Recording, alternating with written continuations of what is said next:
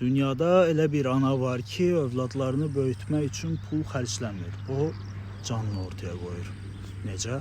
Gəlin danışım. Bu bir insan deyil, bu Stegodopus növündən olan bir çöl hörümçəyidir. Balları yumurtadan çıxanda hekayə böyük bir fədakarlıqla başlayır. Ana günlərlə ovladığı qidaları əvvəl öz bədənində həzm edir, sonra isə balları rahat qidalansın deyə geri qaytarır. Amma bir müddət sonra qida tükənir və təbiət öz amansız qərarını verir. Ana hörümçək bədənini ballarının son şam yeməyinə çevirməlidir. Biologiyada buna matrifagiya, yəni ananı yemə deyilir. Amma proses sadə bir hücum deyil, heyrətamiz bir bioloji proqramdır. Ballar hələ anaya toxunmamış, ananın daxili orqanları və toxumaları daxildən parçalanaraq maye halına gəlir. Ana övladları onu daha rahat soğura bilsinlər deyə özünü daxildən əridir. Və dəhşətlisi budur ki, ballar onun ayaqlarını və bədənini gəmirərkən ana hələ də sağ olur. O yalnız daxili orqanların hamısı tükənəndə son nəfəsini verir. Qəribəsi isə budur ki, ana buna zərrə qədər də müqavimət göstərmir. Elmi araşdırmalar göstərir ki, bu qurbanlıq olmasaydı balların sağ qalma şansı 3 dəfə azalardı. Hətta bəzən yuvadakı heç vaxt artmamış xala hörümcəklər də eyni bioloji proseslə özlərini qrupdakı ballara qurban verirlər. Bəzən